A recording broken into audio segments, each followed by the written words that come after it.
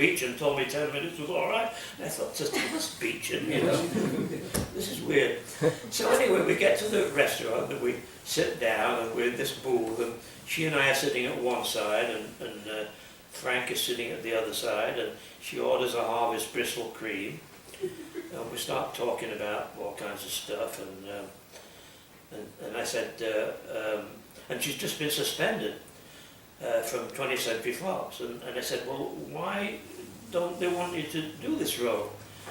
And she said, I had some ideas about that role. She said, and I tried to talk to the director about it, but they wouldn't let me, and when I was persistent, they fired me. I mean, in those days, a star talking to a director, how dare she, So they kicked her out. But what she'd done was she'd been taken in by Milton Green, the photographer, and his family, and she was living with him, and so she was very enthusiastic about all they were going to do together, films and all kinds of stuff, while she was suspended from 20th Century Fox. And so I said, well, if you could do any role you wanted, what would you choose? She said, I'd like to play Grushenka in the Brothers Karamazov. And I was staggered. I'd never even read the Brothers Karamazov. And I said, almost instantaneously, well, I said, I'm not sure they'd take you seriously, because, you're rather an attractive-looking woman. And she said, you look nice, and I'm sure you're good at your job. Well, that stopped me for a while. And so we went on, and I asked her a question or two, and then I said, you're often in the columns. I said, I'm always picking up the columns, and you're in the columns. And Frank interrupted and says, she's only been on 5 covers this month, 5 magazine covers this month. She must be slipping. And so I ignored that. And I said, well, now you're always linked with some bold-faced guy in the columns. What kind of guy do you really like? And she said, I like men who are poets. But she said, that doesn't mean they have to write poetry. Do you know what I mean? And she grabbed my arm and squeezed it. Well, I barely remembered anything after that. We did talk for a while. I remember we talked about all kinds of other things. The so-called interview, was really a conversation. Went on for about 2 hours. And finally Frank said, well, Marilyn, I think we'd better be getting back. It looks like it's going to rain. So she said, oh, okay. So we got up and we started walking down Lexington Avenue, and she said to me, where do you live? And I said, well, I live in Greenwich Village. She said, oh, I've never been there. And I said, well, come down anytime. I'll be happy to show you around. But of course, I never heard from her again. Anyway, what I told you about the book earlier on, Manhattan Memories, was that all these publishers turned it down. And when I summarized why, they all had more or less the same reason, which was, this is not a real autobiography. It's just incidents and episodes and meetings and encounters and reminiscences and interviews. It's not a real autobiography. Thinking again of Angela's Ashes, why wasn't I writing about my miserable childhood, So anyway, I finally published it myself through Lulu.com. But to my amazement, it turned out to be very suitable, in fact, almost perfect for something else. And that was, it caught the attention of 2 cartoonists in Austin, Texas, who decided they were going to make me a comic book hero. They were going to turn my book into a comic book. Well, they've done 64 pages so far. They, in chapter 1, chapter 5 is almost due. In chapter 1, they did the Marilyn Monroe interview, so I thought I would pass this around, and then you've seen it. I've seen it. And anybody who wanted to look at it could enjoy themselves. Ask something. I should ask something. Well, I wanted to go back just to ask one question. I once, there's a writer, Jack Woodford, who became most famous in the 20s, 30s, 40s for writing books on how to write. But he began as a journalist in the Chicago newspapers. And one of the things that he always talked about was that the real news never gets published. That the real news is what the reporters will sit around and talk about. But there's so many vested interests, let's say. And I wondered if you had any experience with that, if you ever found that you were being censored or... Well, what's interesting about the internet is that for the first time in my life as a journalist, all kinds of secrets are coming out.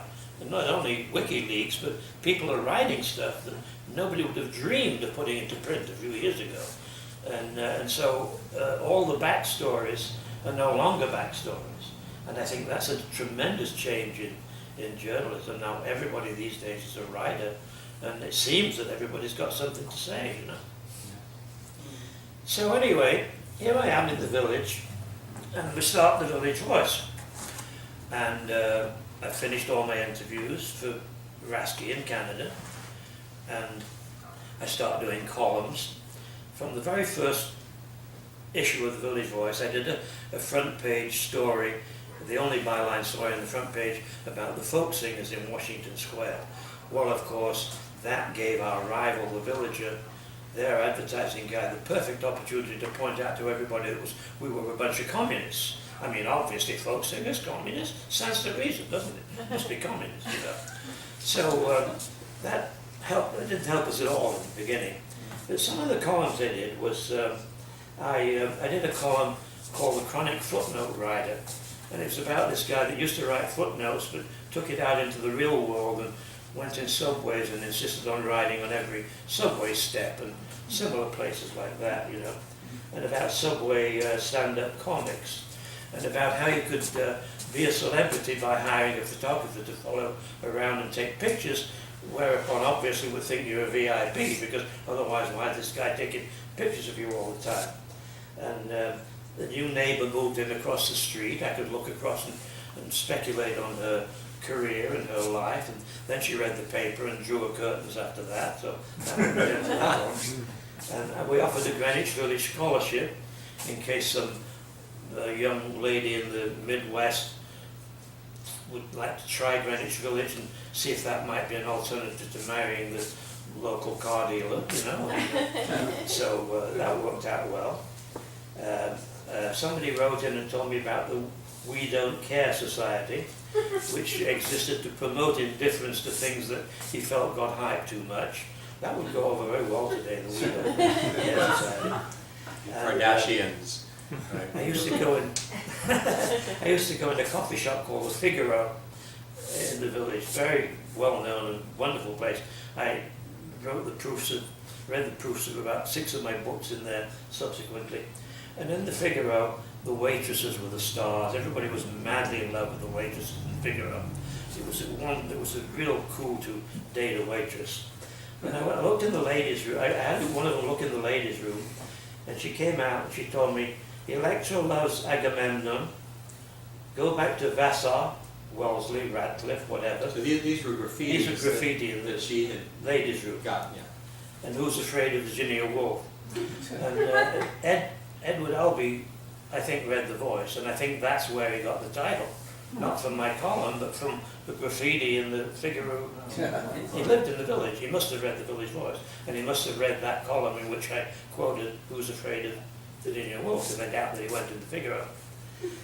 So, and then I used to roam the nightclubs at night and so on, and I was very taken by Woody Allen, and so I grabbed him after a show and I said, I'd like to do a column, Woody, but could we, I don't want to do an interview, could we do something together, you know, and I could write about it? He said, I'll call you. A couple of days later, he says, have you ever heard of, what was it now? I've forgotten the name of it. But it was, Dr. Moreno, psychodrama.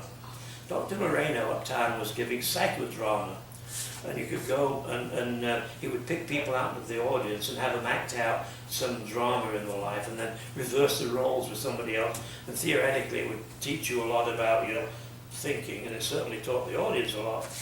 So Woody says, you want to go to psychodrama? And I said, sure. He said, you're not going to volunteer, are you? And I said, no. He says, no, me neither.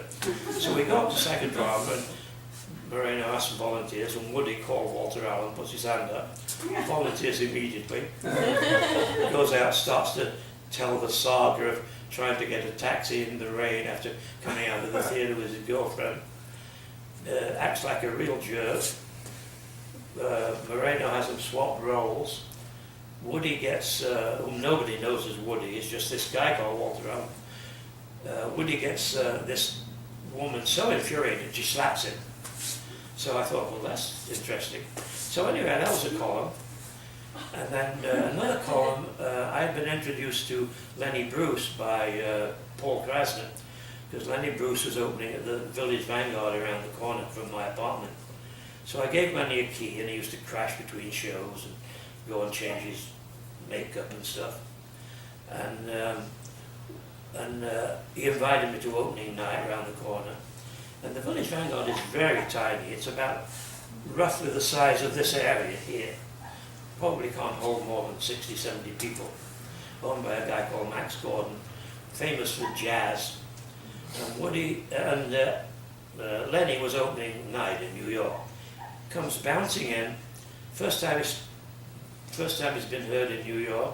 Looks around the room, says, "Well, what do we have? Are there any niggers here tonight?"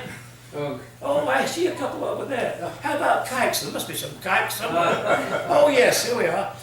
Maybe there's some wet neck in the room somewhere if I can find it." Like him, this is the first thing literally he said. And then he said, "I don't know how Max Gordon could afford to give me $1,000 a week for this place. He must be a crook." So anyway, he goes on like that, and that was my first experience of Lenny. So during the course of his in and out of my place, one day my place was being painted, and I left him a note. I said, "Gee, Larry, I'm sorry it's such a mess."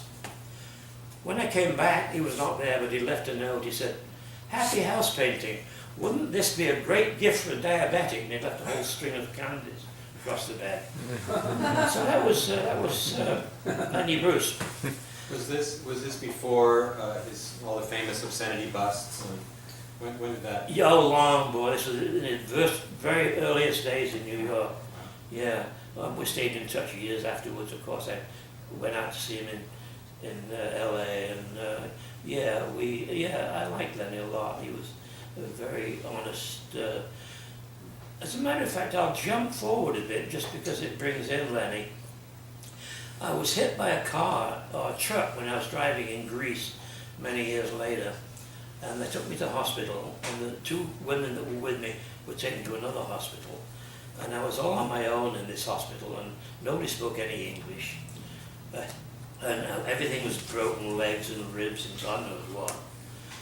And I thought of an interesting exercise, which I have also told about 1 million people since, because I think it's a very valuable thing to learn. I thought, well, if I ever get out of here, I wonder who I am. I wonder what my life's all about. What is any point to it all? Can I define myself in any way?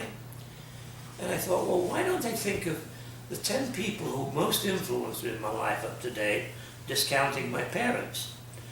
And I started to think, and I realized Lenny had influenced me. Why? Because he had opened up the theater like it had never been opened before. He had said things on stage that I don't think anybody ever said before, an audience before.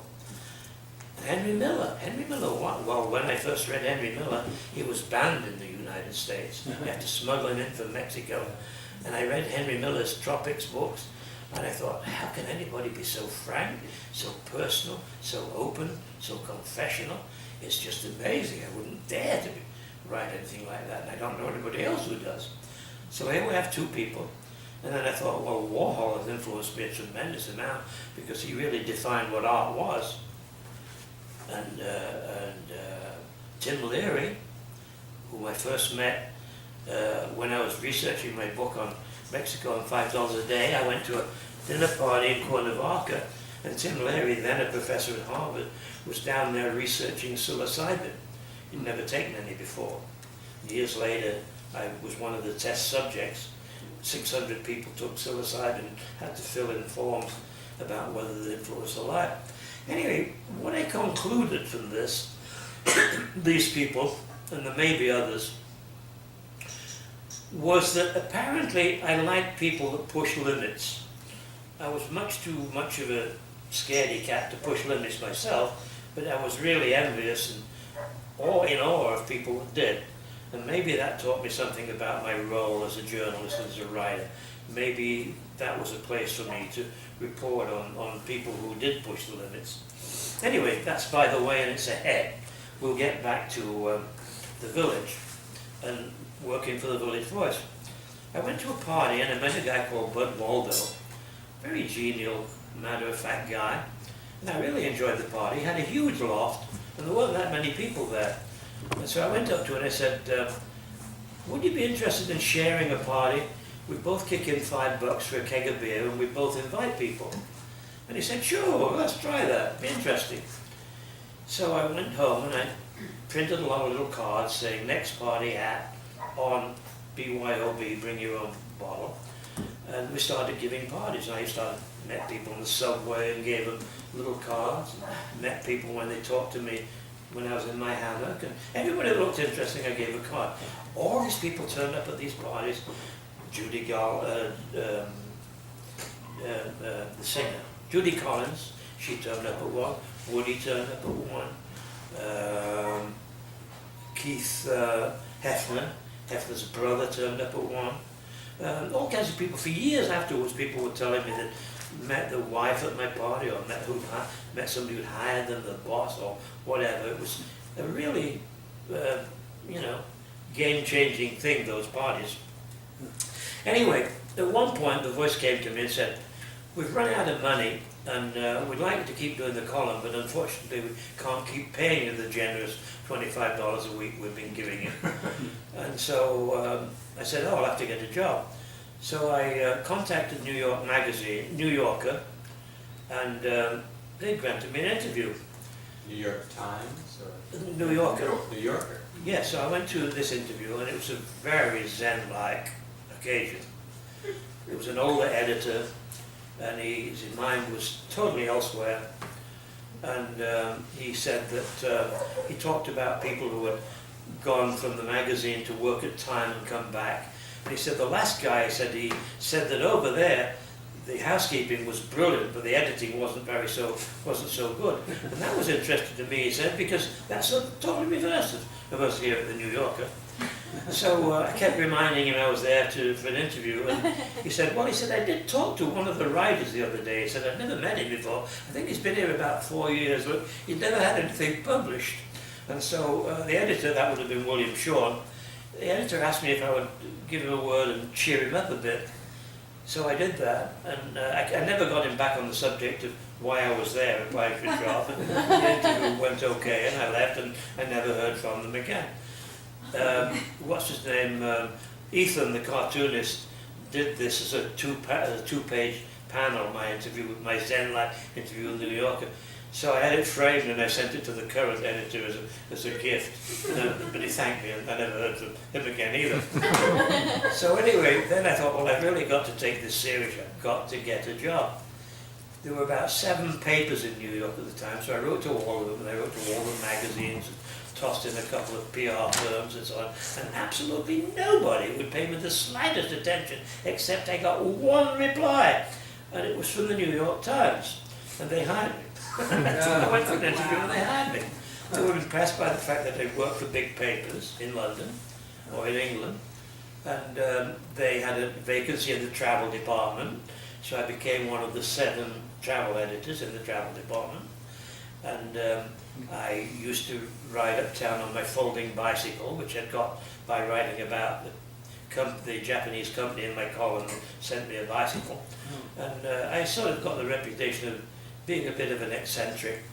And my job at the Times, apart from editing stories, was to go down to the composing room, and in those days of hot type, the composing room had all these rows of huge linotype machines, and these guys would sit with a sheaf of stories in front of them and type away, and every line came up as a solid metal type about that deep with the words of the line in reverse on the top of it. It was a kind of alloy. I think it was probably zinc and copper, not copper, maybe lead, something. But every single line had a corresponding metal line.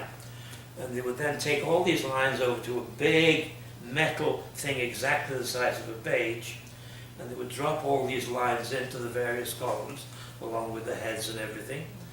And my job, when I would go down there, would be to stand at one side of this big form, and the printer would stand at the other side, and although he was reading these words, these lines in reverse, he was really used to it. It was very simple to him. And he would say to me, we need 2 lines cut from here. So I would not only be reading it upside down, but in reverse, and I'd say, those days, don't touch, don't touch. If you touched anything, the entire floor would go out on strike. The unions were so strong, you couldn't touch anything. You had to really stay aloof from it all, you know.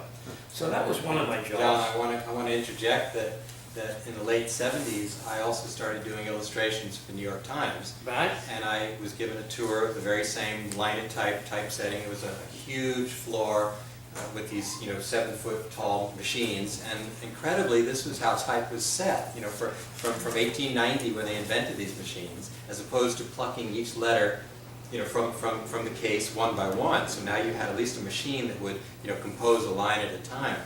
And I remember the art director that I worked with telling me that they really wanted to switch to computer type, but the union wouldn't let them. So it was many years that they had to stay behind the times because of the union. Allowing them to. Unions were very, very powerful. Yeah. Anyway, so my other job was to edit stories. I also learned another trick, a writer's trick there. Herb Metgang was a magazine writer at the Times, and I admired his story one day. I admired one of his stories one day, happened to be on the same floor. And he said, I always try to get motion into my stories. I thought, wow, that's a good tip. Try and get motion into your story. So one day I'm editing this story from Peggy Durden, who was the New York Times wife in Hong Kong. Her husband, Tilman Durden, he and she run the Hong Kong bureau of the New York Times. So I'm admiring her story, which I've just edited, and she said, well, why don't you come out and visit? Well, I'd never thought of that before. That was a good idea. So I took 2 weeks leave of absence, added to my 2 weeks vacation, and I went to Pan Am, and I got a round-the-world ticket.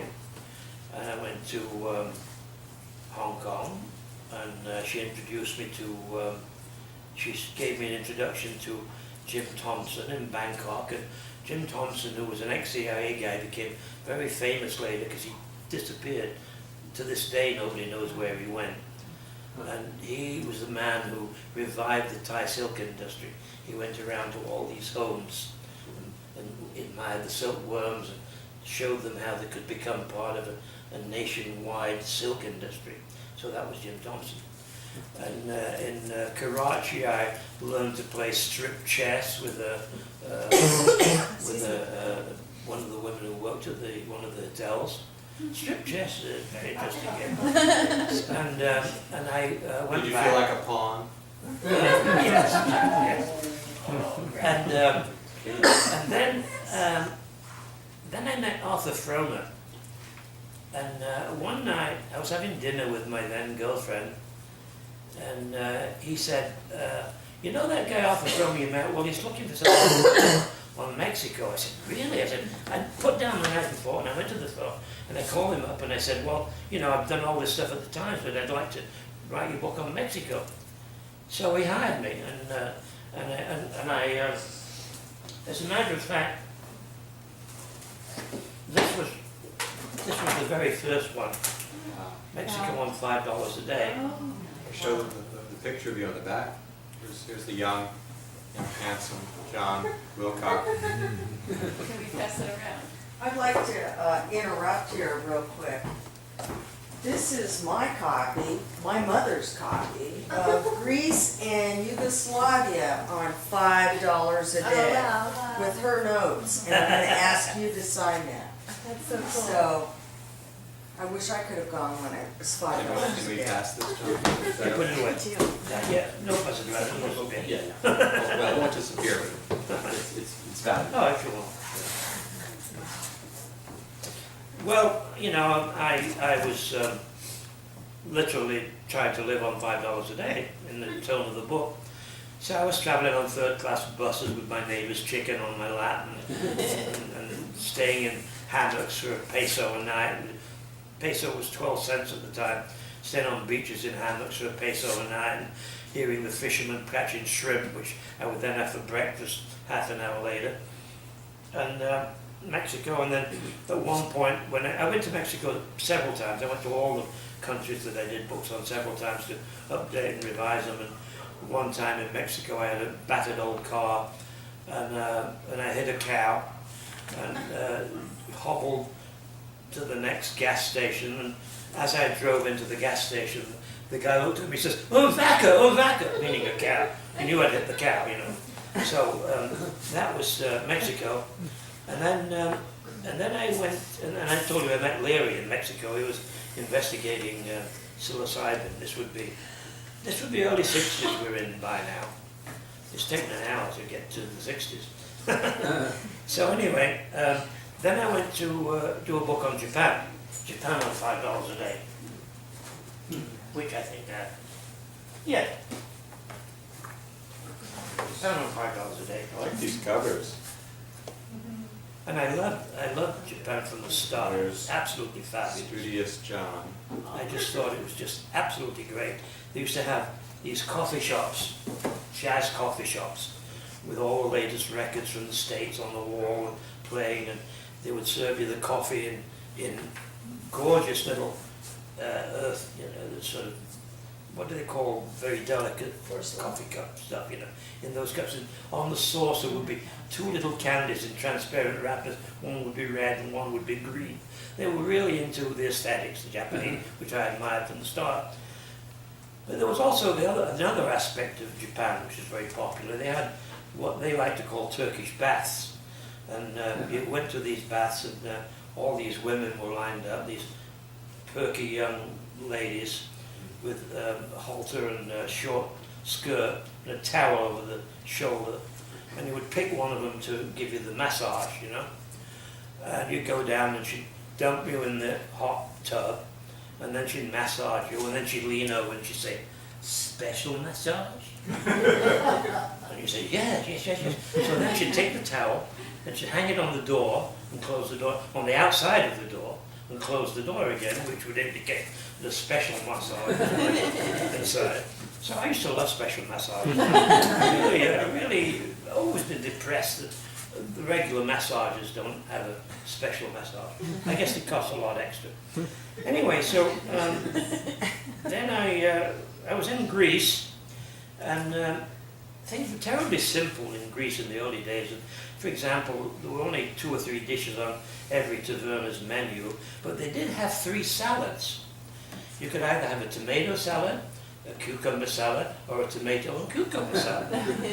And the really flashy restaurants, of course, would have a Greek salad, which would add some, the Greek cheese, feta, and if you were lucky, anchovies. So it was terribly simple, Greece. And one of the things I remember writing about was how appealing it was, just because it was so simple. There were so few choices, so little to do except bask in the sun and lie on the beach. And there were nude beaches in Greece, and always have been.